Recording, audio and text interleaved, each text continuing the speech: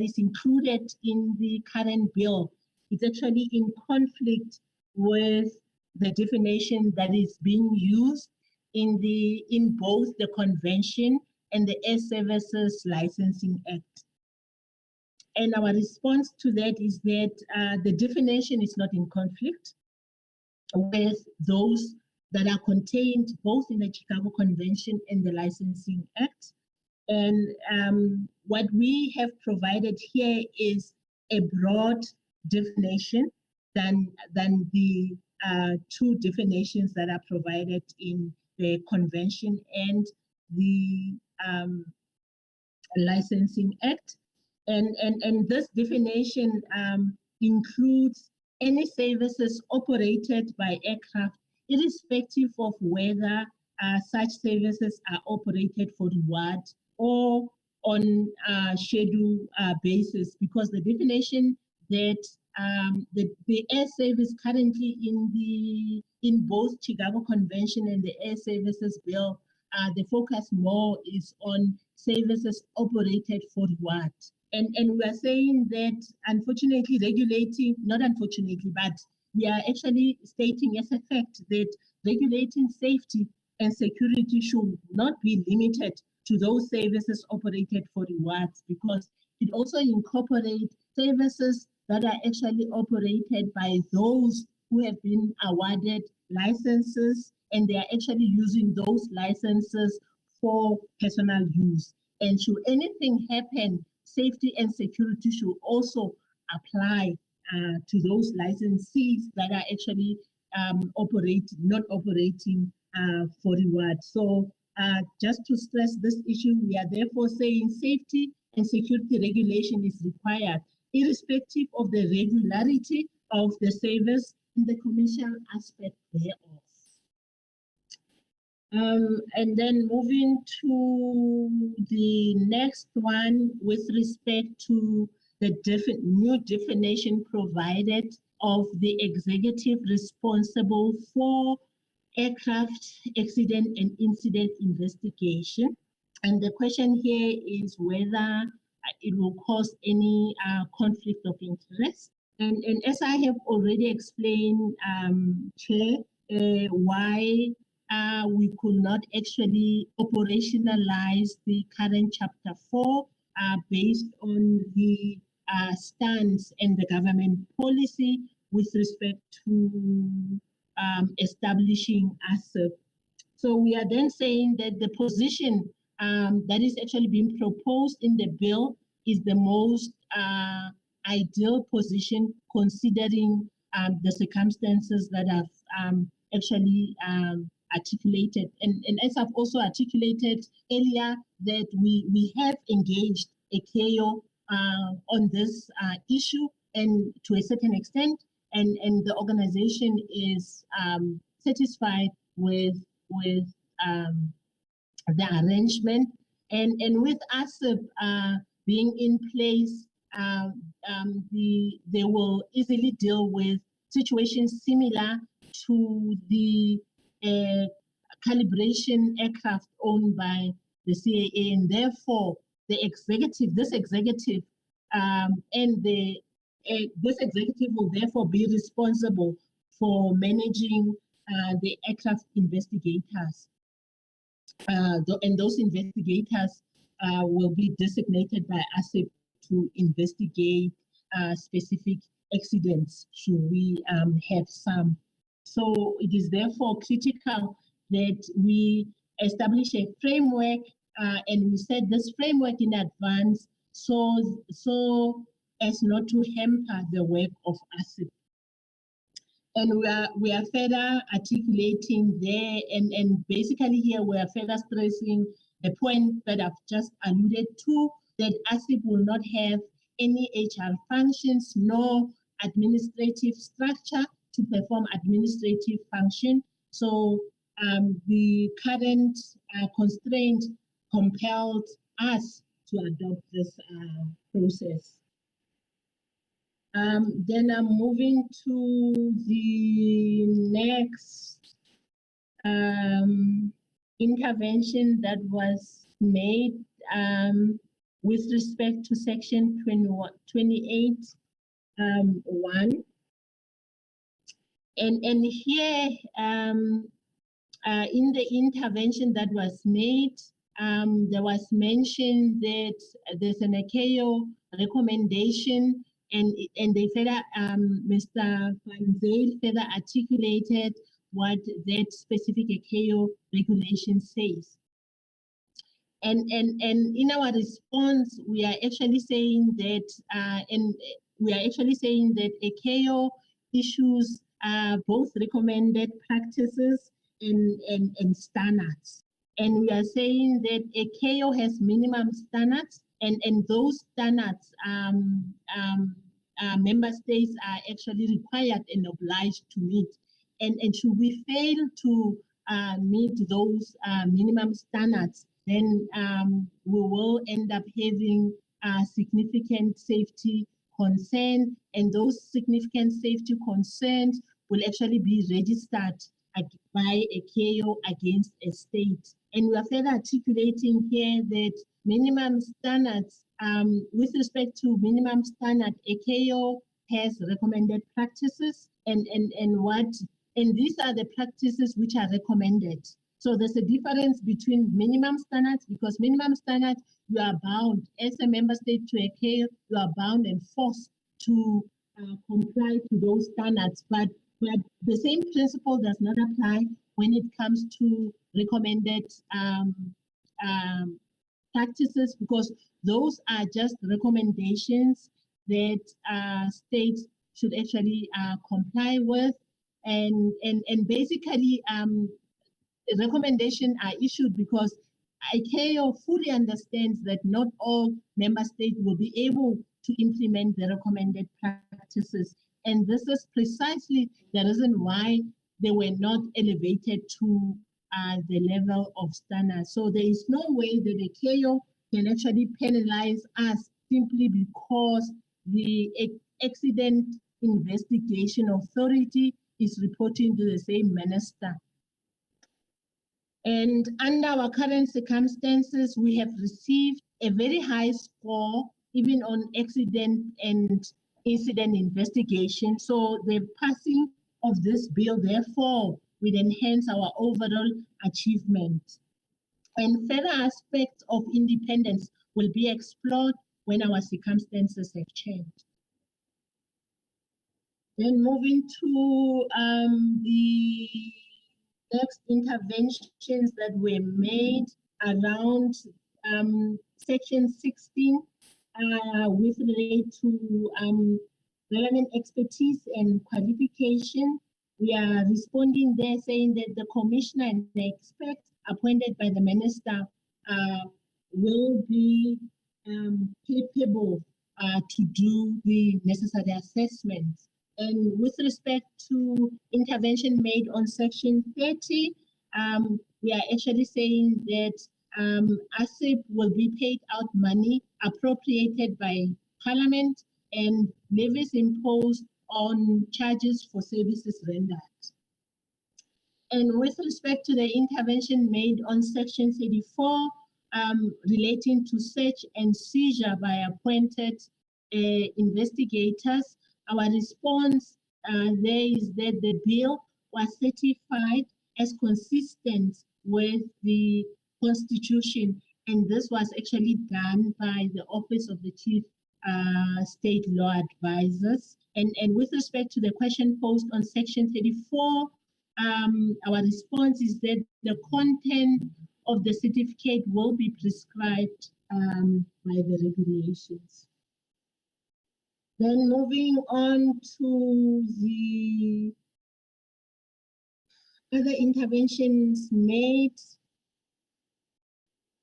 with respect to section 36, we are saying here that if the owner wants to claim for damages, he or she can do it under the law of delict.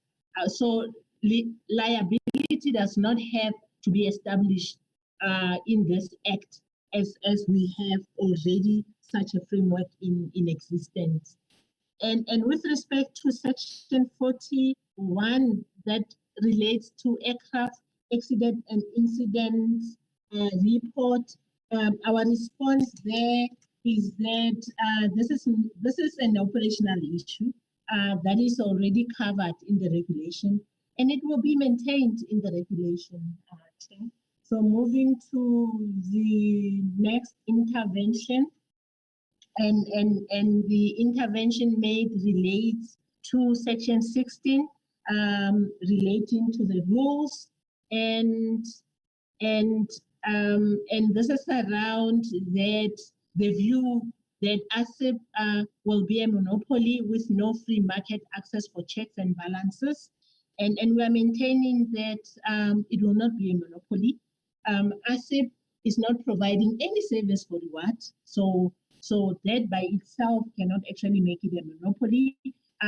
ASIP will be discharging a state function, and there are Treasury regulations, Chair, that will apply to all financial matters that will involve ASIP, and the rules will give guidance to ensure that actions of ASIP comply and can be measured against those predetermined requirements. Then moving to next intervention, and this relates to section 71 of the Principal Act and 74. Okay, the submission actually made reference to section 71 of the Principal Act, and this is with respect to the period of notice. And our submission is that, Chair, that actually this specific clause relate to section 14, not section 71. And our submission, therefore, is that the 4 months period has been agreed upon with the industry. And this is the period they require to adjust their system to filter any changes with respect to the fees. And the next intervention that was made is around section 76 of the Principal Act. And here our response, Chair, is that the prohibition of any action includes any attempt to perform that act. Therefore, the proposed addition will not add any value, and as a result, we are actually not supporting the proposed addition to the text. Okay. So moving to the next comments made. The comment made is around section 99, which relates to the limitation of liability. And our response here is that CAA designates persons who are actually not its employees, and the persons exercising the powers conferred to them by this act also needs to be protected in the similar vein with CAA employees. And the next intervention that was made relates to section 113, and we are actually seeking more clarity with respect to the intervention made, because we do not actually understand what the comment related to.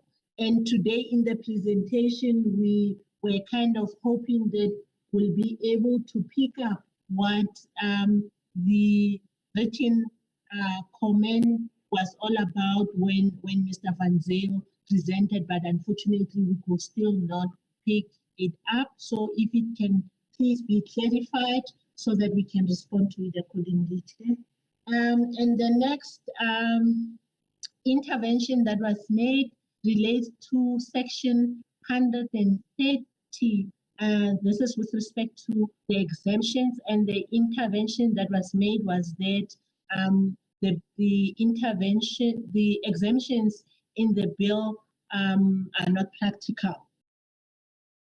And our response, therefore, Chair, is that Granting of exemptions entails exempting a person from complying with the provisions of the regulation, and this is the power to make regulations is actually conferred upon the minister, and hence the power to exempt anyone from complying with any specific section of the regulation to therefore be conferred to the minister. And further, we are actually submitting, Chair, that if there are many requests for exemptions that are given, that will be entailed in the regulation concern will actually need to be, okay, that will entail that the regulation concern will therefore need to be changed, Chair. Okay, the next submission related to a number of sections. That is section 140, 145, 146, 147, and 146. And the submission made was that we need to have a clear separation in authorization with respect to safety and security purposes. And our response to that, Chair, is that the authorization takes place on a case-by-case basis. And what is actually contained in the Act are provisions that deal comprehensively with such authorizations. And in practice, the authorizations are different, obviously, depending on what one is authorized to do. We are therefore submitting, Chair, that there is a clear separation for authorization for safety and security. The next submission made, Chair, relates to section 155, and that related to the fees that are actually channeled to the CAA. And the submission made was that if we then establish a fee committee, there will be a duplication of responsibilities. So our submission here is that CAA administers a number of fees, Chair, and some of the fees of CAA are not channeled through CACOM. And the establishment of the fee committee will ensure that the industry participate in the discussion regarding any fees that are to be charged by CAA.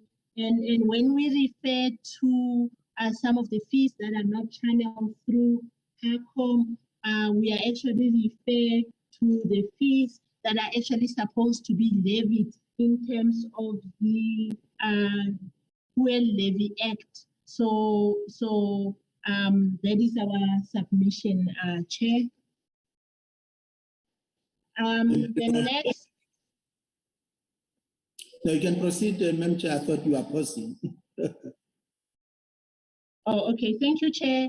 The next submission related to deleting section 163, subsection 3, and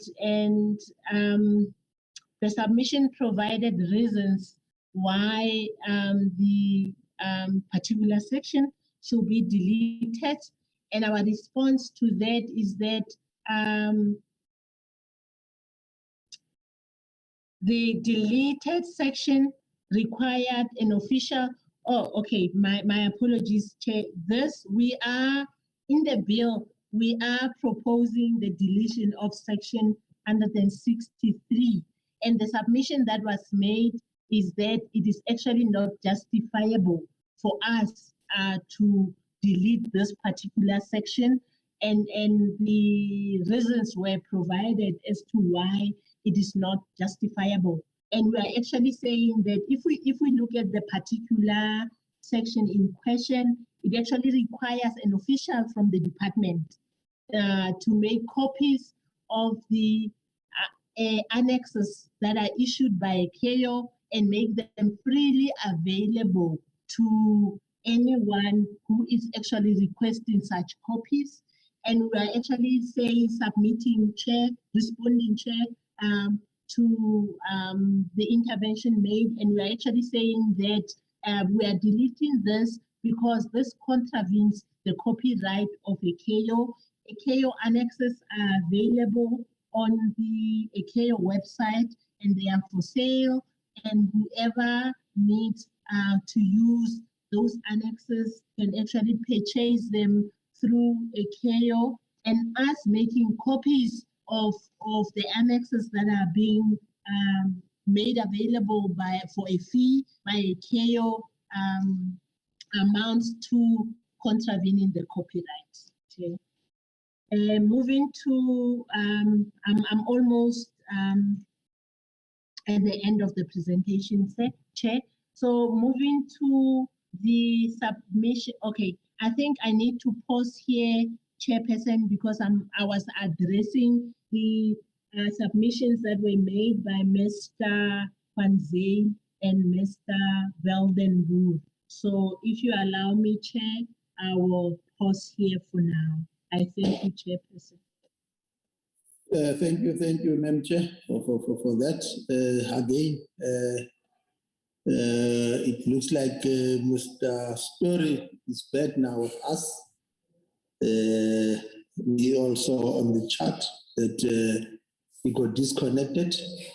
Let's probably then allow you to pause and then invite Mr. Story to then make his presentation, and then thereafter we will then also give you an opportunity to then respond to the issues that you raised. I think in terms of the presentation from Mr. Story, to be on behalf of Commercial Aviation Association of Southern Africa. Are you on the floor, Mr. Story? I am. Please confirm with me regularly, because I fervently gave my address and was speaking to myself. So I'll check with you after every point that I am still audible and you can hear me. My apologies for whatever went wrong. Yes, indeed. We even tried to contact you on your phone. Your phone I turned it off. Yeah, I turned it off to make sure that you weren't interrupted in the meeting. Right. Thank you very much for affording me this opportunity again. Good day, Mr. Chairman, and good day, honourable members of the Select Committee. I just want to put in perspective who CASA is so that you've got an understanding of where we come from. Firstly, we have been in existence since 1944, and we represent general aviation. What that is all the domestic and independent airports, maintenance organizations, so all the organizations that repair and keep the aircraft in South Africa, as well as airlines in the air. All the training schools and all the non-scheduled operators. These are the charter companies, and that's inclusive of cargo. And finally, 4IR drones, so RPAS is what we call them. We look after that. Okay. So since our last meeting with the Portfolio Committee, we've seen that there's been some changes, and our organization in true terms represents roughly 40% of the aviation industry. So what I'm going to raise is a practical element of what is going to be affected. I concur with the points of the initial presenters, and I have listened to the last part of the last presenter. Just one statement I wish to make is that ICAO manages the international standards, and South Africa has both an international adherence that they must do, as well as a domestic. And those two elements need to be understood quite clearly in this bill that is going to cover both of those sectors. My first point is, again, the air service, the definition of it as proposed. We find problem with that. Internationally, my apologies, Mr. Story. Can you fly to a presentation? Can I what? Fly to a presentation. I am verbally presenting. I am not flighting any presentation. Okay, no, then it's fine. Let's proceed then. Excellent.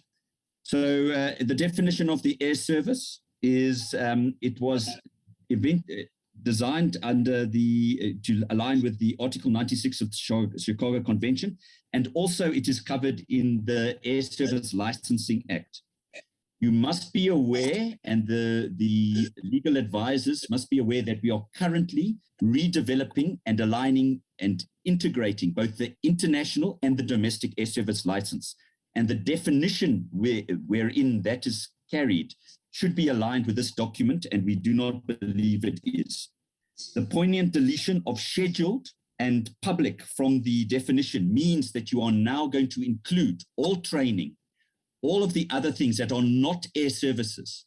And we do not believe that's the intention, and it will bring significant cost and needless oversight that is already covered under the regulator. So if that can be looked at, we believe in this current dispensation with the economic catch-up and the future development and the growth, that further bureaucratic red tape that you will introduce by making training and all those other elements now require an Air Service Act is not in the best interests of the country. So therefore, we do not believe that there should be an expansion of the meaning of air service, and it differs from the international level. Am I still audible? Very, very so. Fantastic. My second point is the change of director to commissioner. The DOT, as conferred by my previous colleagues, just want to create an administrative change. However, that administrative change equates into significant cost to the industry. It's similar to the changing of street names, which had a political reason and has some value. This that they wish to introduce has no value. Every single organization in practical terms is going to have to change every document that they have, every manual, every page. The inspectors from the regulator are going to have to reread every single one of those documents to check the change. That equates into millions of rand, not just thousands of rand, by this one decision to change, and there's no value to it. Also, internationally, the use of director, etc., is commonplace. We are now going away from the international best practice, in our opinion. And this will further create costs to an industry which has been hard hit. I would like to put on the table that over 380 operators are no longer operating since the advent of COVID.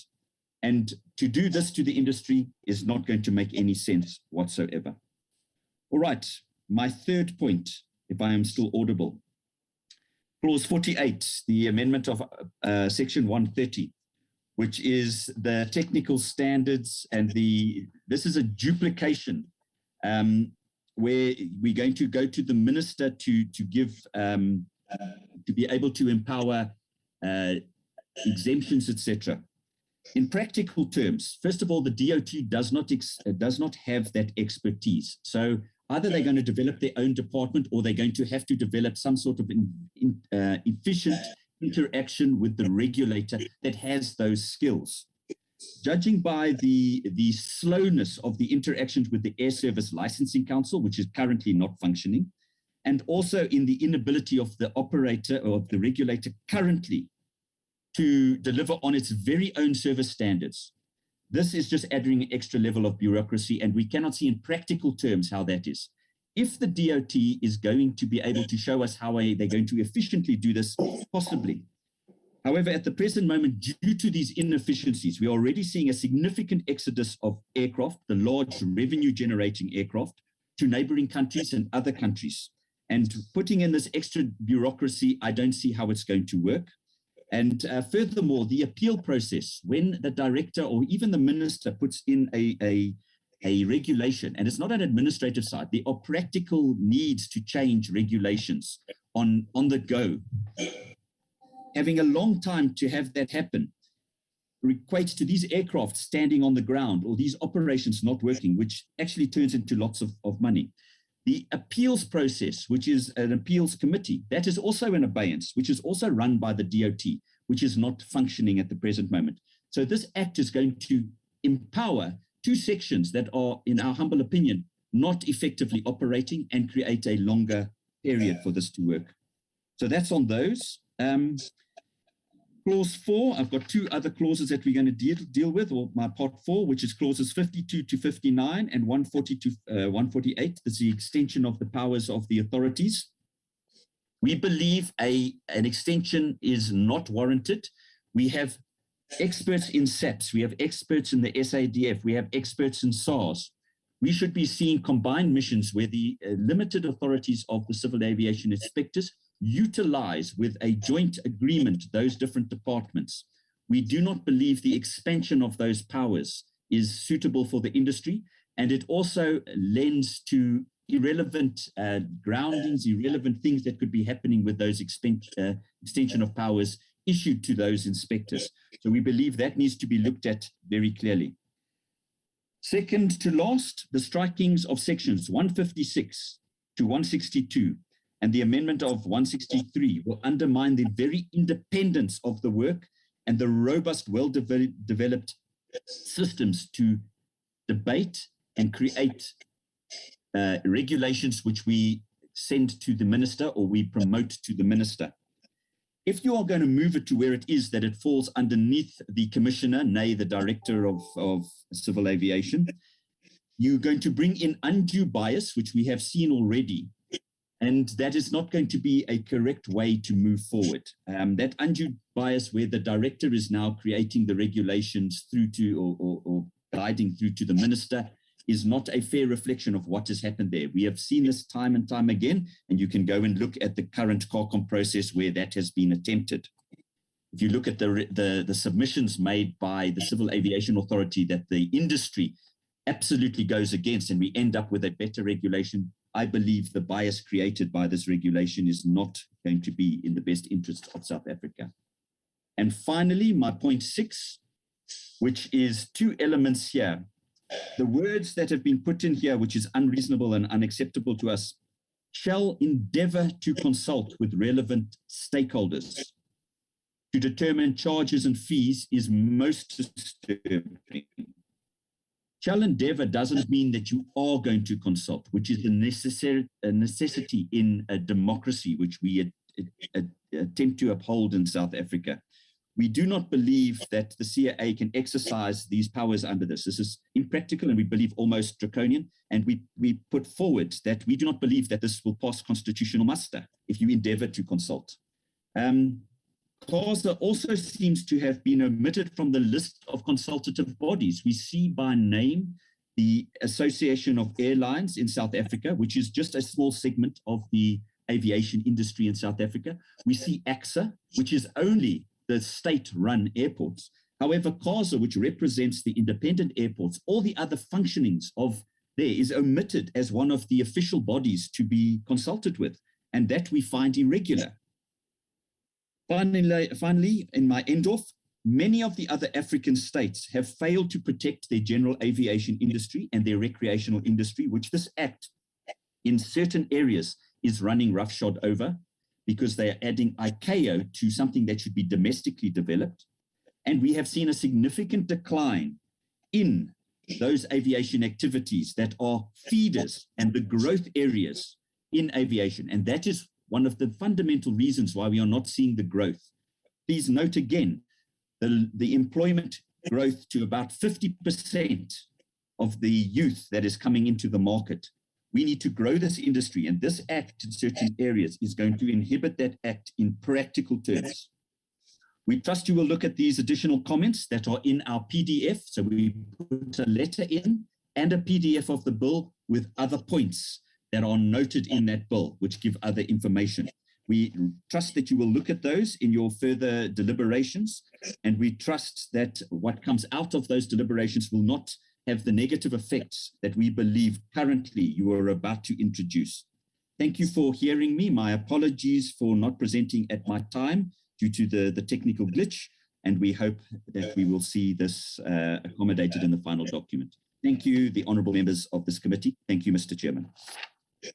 I close. Thank you, Mr. Story, for the presentation. Indeed, also let us also agree that your disconnection had an impact in terms of our rundown of our agenda, but be that as it may, we're happy that we were able to come back to make a case for your institution. Let us again go back to Ms. Chair, just to have a feedback in terms of those key salient features raised by Mr. Story. Mr. Chair, floor is yours.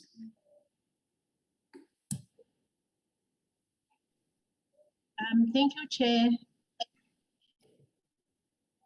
Yes, you are. I'm trying to fly the presentation quickly. Okay.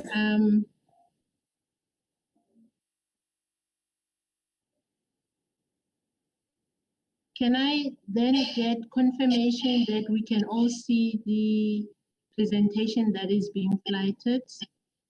Yes, indeed. Thank you, Chair. So with regards to the submissions made by CASA, the first one that he made with respect to the definition of the air services, the definition of the air service, I think I've already alluded to that, but I do understand that he had connection problems. So for his benefit, I can, if you allow me, Chair, I can repeat what I submitted to the committee with respect to that particular definition. Yes, you have. And in a nutshell, quickly, what we basically said was that the current definition that is included in the bill, it's not in conflict with any definition that is there. And I had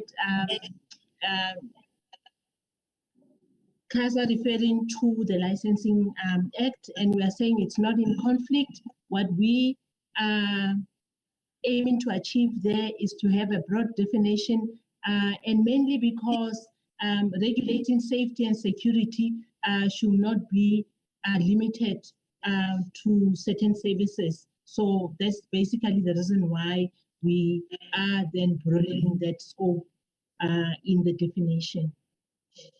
And the next intervention that was made relates to the proposal to remove sections 156, 157, 158, 159, 160, 161, and 162, and further amendment of 163. And here, Chair, what we are saying is that as a principle, just as a principle, the Act, coming up with the Act prescribes what needs to be done, while the regulation outlines how it needs to be done. And that's a principle when we come to developing acts and regulations. So here, then, what we are submitting to the committee is that these issues were actually tabled at CACOM. CACOM is the Civil Aviation Regulation Committee, and CAS is an active member of that structure.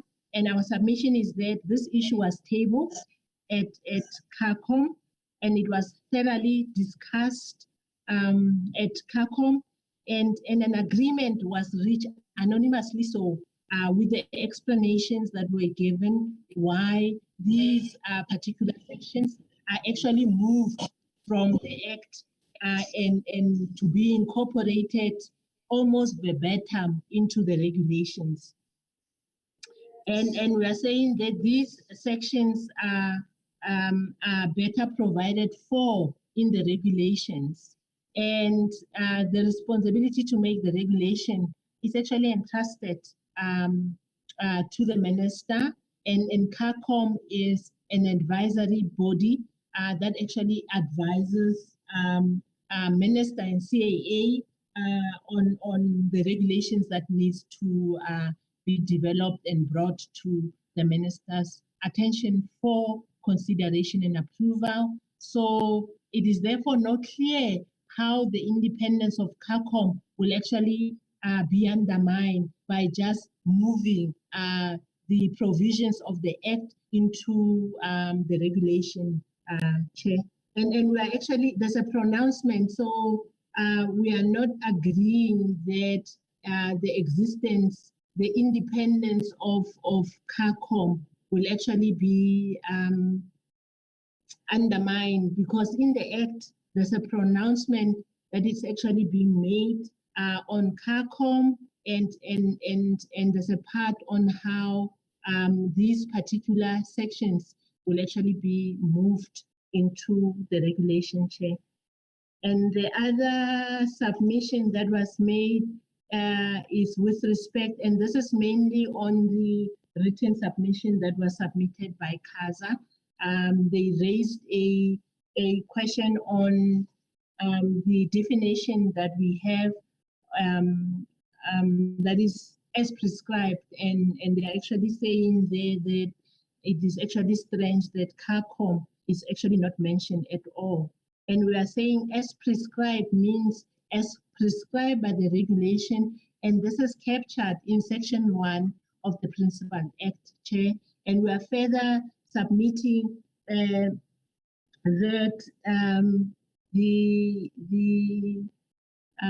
this is just indicating that actually the correct reference here is Section 73E and H, and it deals with the functions of AA, and CACOM is a consultative structure, which is actually involved in assisting the CAA with actually discharging its functions. And the detailed explanation on how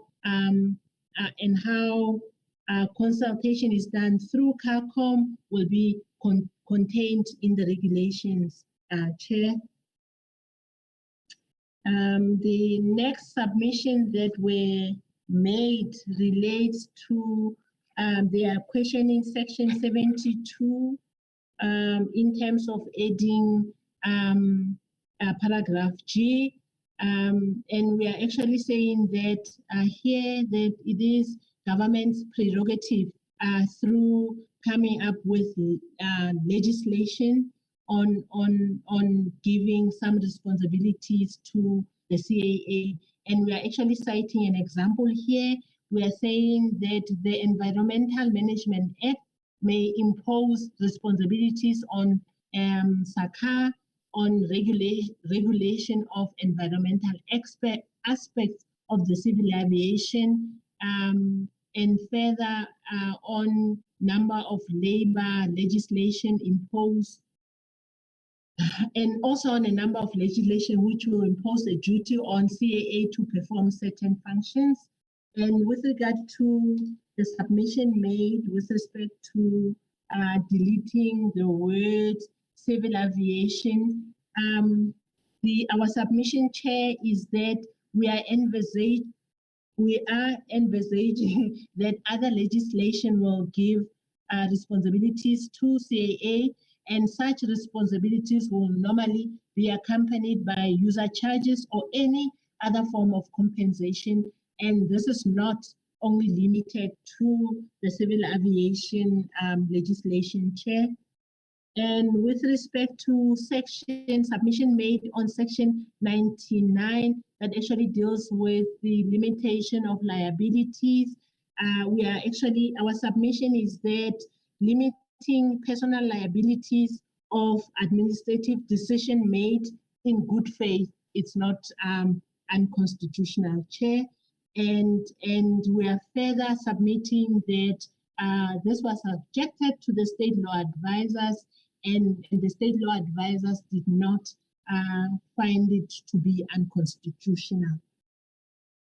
Another submission made Chair, relates to the omission of CASA on the list of consultative bodies.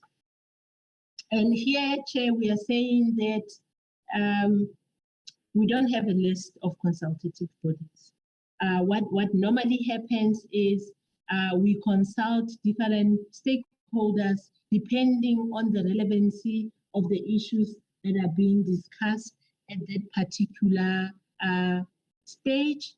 And if CASA, we heard Mr. Kev's story indicating now that they are never consulted, and he's correct. They are very key and critical to civil aviation.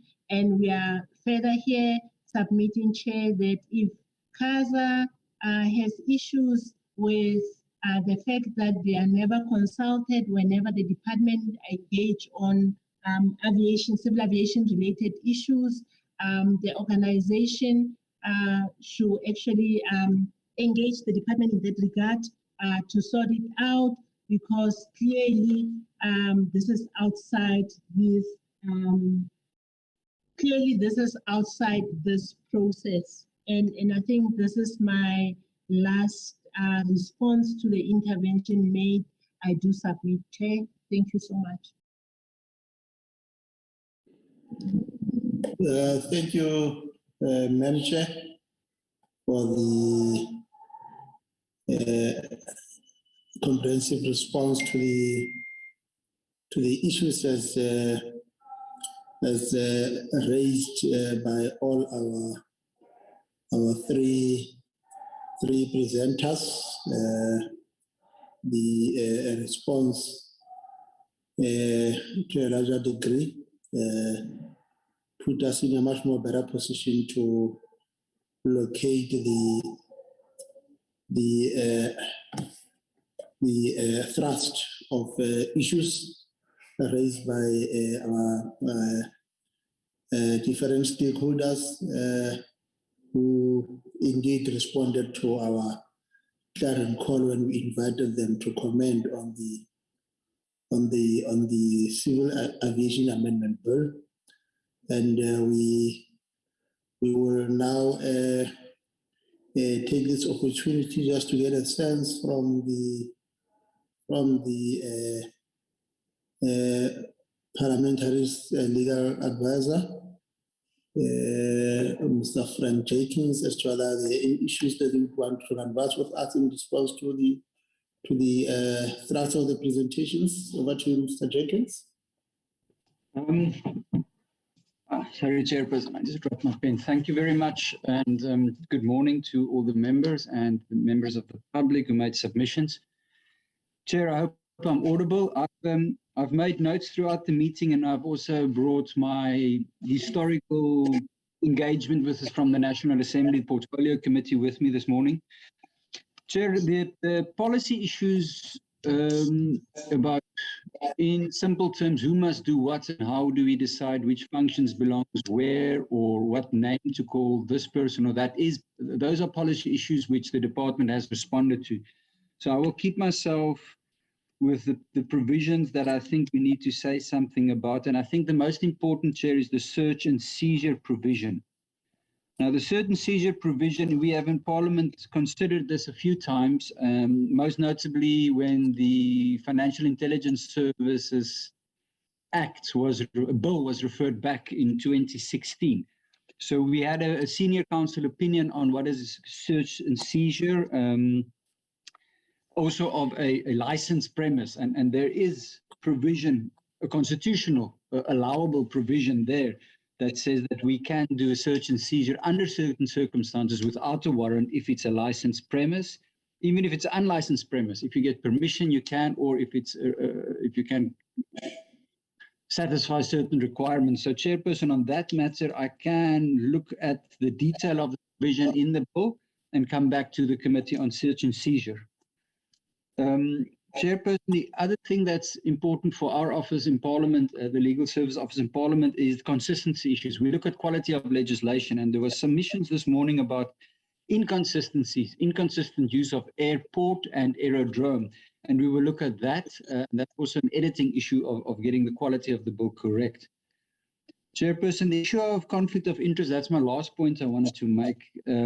With the Civil Aviation Authority, then also appointing the Director of Investigation and saying that there must be a conflict of interest. Chair, we can look at that, but I think the department responded to that, saying that it is in the nature of the entity being not established, but the entity, the Civil Aviation Authority, as well as ASIP, how it is established and why the CIA will, of course, do the appointment of the investigation.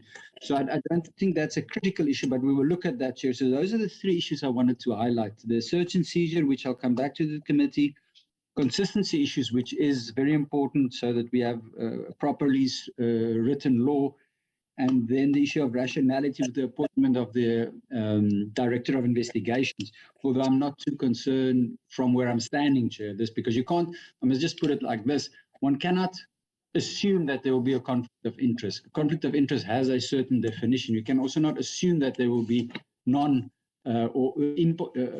partial or interference just because the legislation creates certain responsibilities for the CIA. CAA. Thank you, Chairperson. I'm going to leave it there. Thank you very much.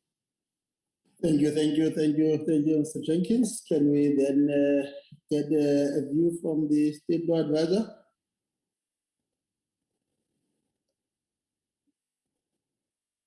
Do we have the... Yes, thank you, Chairperson. My name is Raksha Haricharan from the State Law Advisor's Office. Chairperson, we have the view that the department has comprehensively covered the matters raised, and they've attended and they've addressed the matters raised in their presentation. Thank you, Chair. Thank you, Ms. Haricharan. Let's then open the floor for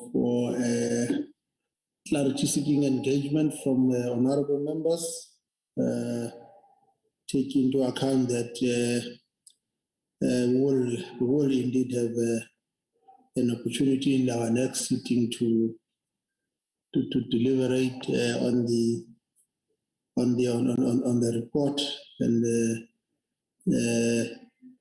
get the thrust in terms of what are the key salient features that we need to take to the House once there is a convergence of views in terms of different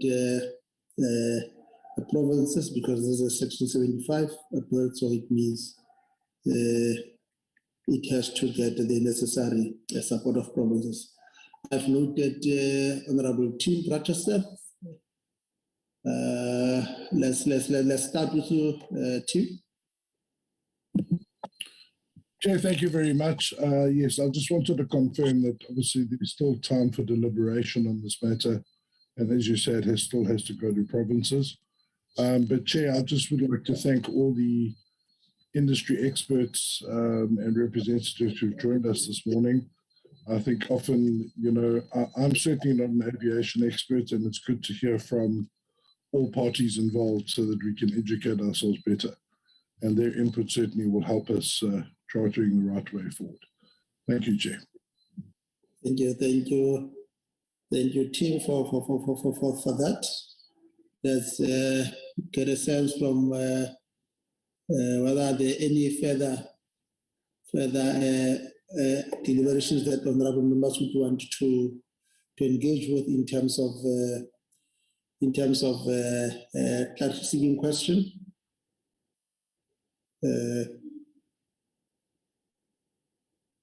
It looks like the members are happy with the okay. Honourable Khai? No, thank you very much. I concur with the honourable protester that the positions, the input from the public is clear, and also the responses from the department are clear, and also support Advocate Jenkins. on the issues that is raised that you will be giving us a feedback on. But I just want clarity because there's a point that Honorable Protestant raised, the issue, the role of provinces. My understanding that this is Section 75 bill, so it's not going to go to the provinces. I just need clarity on that. I was trying to check the bill, but I didn't have the time before you allow me to speak. I'm still going to do that, Chair. But if anyone can quickly indicate whether it is a Section 75 or Section 76 bill. Thank you, Chair. Thank you, Rabukhai. The bill is a Section 75 bill, so it is not a Section 76 bill. I suspect the point that Chim was raising was that obviously as members of the committee, we must still have an opportunity to deliberate on the feedback from the public. But more than that, I think there are key areas that were identified by Mr. Jenkins in terms of further canvassing, and he will come back to us. But you are correct; it is a Section 75 bill. I thought that was the understanding that team had. But more than that, I get a sense that it was more about that when we take a decision on this matter, there has to be a quorum of the meeting. That was my understanding in terms of what Tim said. Is that what the understanding, Tim? Yes, Chair, absolutely. Thank you for summarizing that. Thanks. Then, honorable members, it's indeed quite an exciting and technical field that we were subjected to as members. The work around the civil aviation, which is quite technical by virtue of the fact that it is a legislation amendment, and there are a number of areas, there are a number of stakeholders, there are a number of parties that have, by virtue of the work that they do, have expressed quite an informative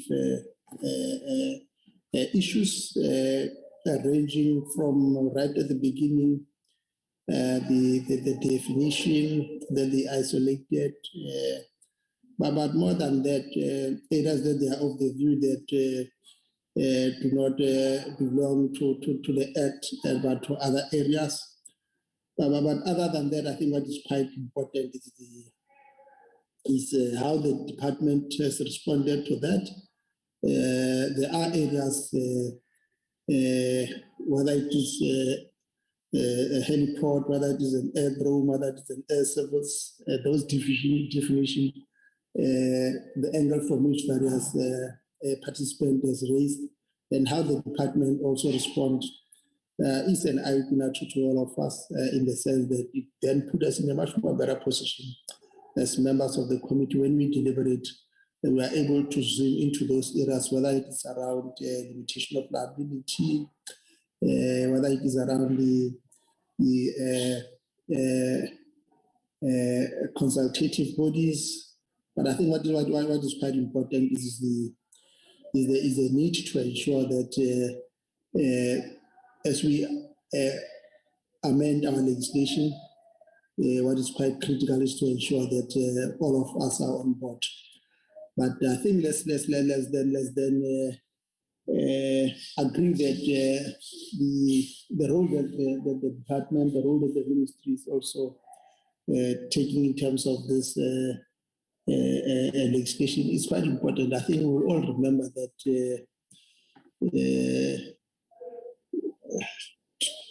4 years back, there are instances where the former Minister of Home Affairs, with regard to the same issues that we canvassed today, ultimately had to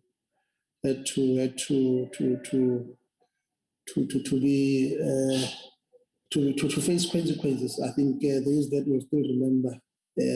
I think it was, they call it the fire blade saga. What is quite important is that it clearly illustrates the role that as Parliament must play, but more than that, in exercising of oversight. But at the same time, also there's a lot that is expected by cabinet, and in this instance, the Minister of Transport and the department, to make sure that areas that are identified for amendment in the legislation also take into account the history where we come from. Therefore, it becomes important that we are able to finally ensure that as we move forward, these views are thoroughly canvassed, and it will inform the committee that the decision and the recommendation that the committee will take to the House, such that when the House finally make a pronouncement in terms of the Civil Aviation Amendment Bill, it has the benefit of all these views. So having said that, let me then take this opportunity to indeed express my gratitude on behalf of the Select Committee to all the participants that took part in this today's program. It was, like I indicated, very educative, because what is quite critical is the need to ensure that all of us are on board. I see that there is a hand raised by Aviation Zoom. Is this an old hand or what, if I may ask? My apologies, Chair. It's Elizabeth Mche, and I really do apologize. Okay. I forgot to mention that we received a written submission from the Department of Defense, and I see that they are not here to present their written submission. So if you allow me, Chair, I will then submit the written submission and our response thereto to the state law advisors. Thank you, Chair. Thank you. Let me just get a sense from the committee secretary as to whether did we not receive those inputs. Committee secretary. Thank you, Chairperson. Yes, we did receive the inputs, sent it to the department, but the Department of Defense, they never indicated whether they will do the oral submission, but the inputs we received. Okay. I see Mr. Honorable Khai. Are you coming to our rescue? No, not really, Chair. I just wondered if Advocate Jenkins is still around. Well, my understanding is that the legislation goes through the cabinet before it's submitted to Parliament. Do we regard the departments as part of the public that should have an opportunity also to come to the committee? And so I just wanted clarity on that aspect, because it is my understanding that they were part of the process at a cabinet level and the consultation department to department. Okay, can I just check with the advocate? Indeed, a very relevant question, Honorable Khai. Mr. Jenkins? Yes, Chair, that's how I understand it as well. We have specific rules when we make committee bills. If we make a committee bill, we have to consult the department has a right in terms of the rules to make submissions on a committee bill. But when we get a bill from the executive, when a minister tables a bill in parliament, we accept that has gone through a cabinet process where all I don't know the clusters that well or the teams or whatsoever, but the submissions made there, we take as been done. Or we ask for the minister tabling that legislation, that bill, is to say to us, who did you consult? So there it should have been consulted cabinet or consulted Department of Defense specifically, because they are then excluded from certain areas of this amendment bill. So I agree with Mr. Rai. It is like that, but Chair, in the interest of good quality legislation, we should read what the Department of Defense said, and we'll get back to the committee on that one as well. But I agree with the honourable member. Thank you, Chair. Thank you, Mr. Jenkins. I see Mr. Story. Thank you, Chair. Just last element, we did submit a PDF which had itemized comments inside. We talked to it generally in here, but there were other items in there that if that could just be considered, that would then make sure that all our points have been fully addressed. I don't know if the Department of Transport saw those comments, and I just refer you to it. I did ensure that was submitted. It wasn't in the original invite that came today, but I did raise it with the Secretariat, and I believe that is available for the DOT to peruse so that they have completely covered CASA's comments. Thank you so much. Okay. Yes, Chibela.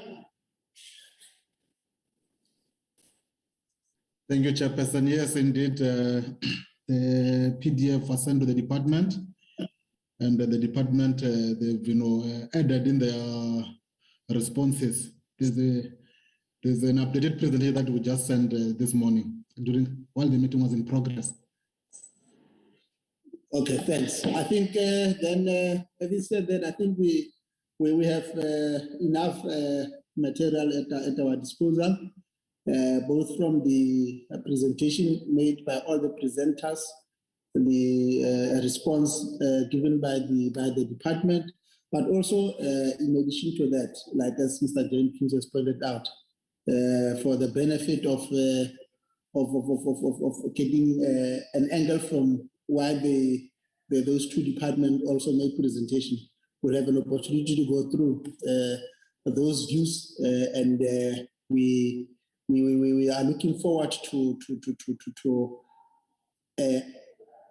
other areas that were identified by Mr. Jenkins, around which he will be coming back to the committee to give more sense in terms of areas that were flagged.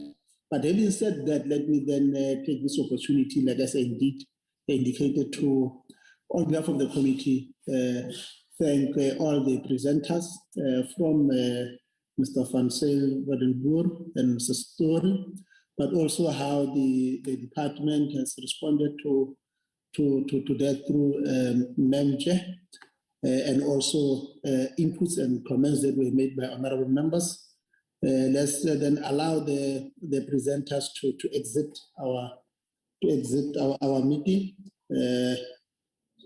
so that we are then able to... Sorry, Chairperson. Yes. Sorry, Chairperson. I apologize for interrupting. I did raise my hand, Chairperson. Oh. I apologize about that. Right. Chairperson, just regarding, if I may... Sorry, yes, Chairperson. On the floor. You can raise your view. If I may just address on the one issue regarding the submissions made by the Department of Defense regarding Section 15 and the manner in which the clause is drafted. So just to mention that the present format of the clause, it's not a drafting error, and we've certified the bill in its present form. And the meaning of the clause is clear from the way it is presently. So we just like to mention that, Chair, in regards to clause 15, Section 15 of the bill. Okay. Thank you, Chair. Thanks a lot for that input. Having said that, then again, thank you, our guests for those presentations. It will help us a lot in terms of finally taking the matter to the House so that there is finality in terms of issues raised. But like I indicated, we are much more better informed today than when we came in. Thank you, our guest. Just on the last issue, the minutes of the last meeting, I said let's try to defer them to the next meeting because of the nature of the issues that we dealt with at the last meeting, a number of areas that were identified, and we are also waiting for the input from our legal services. We did interact that with the office of Mr. Jenkins, so we are waiting for that. But I thought let's probably give us ourselves time so that we are then able to deal with the minutes in the next meeting.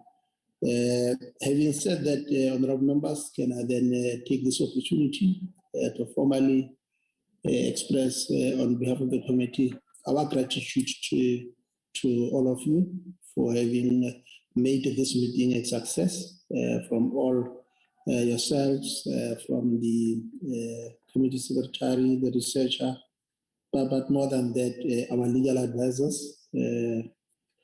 It is always important to have you around. That's why we panic when you are not around, because now we are not well armed in your absence. Thank you, honorable members. The meeting now stands adjourned. Thank you very much. Thank you. Goodbye. Thank you, Chair. Good day. Recording stopped. Everyone.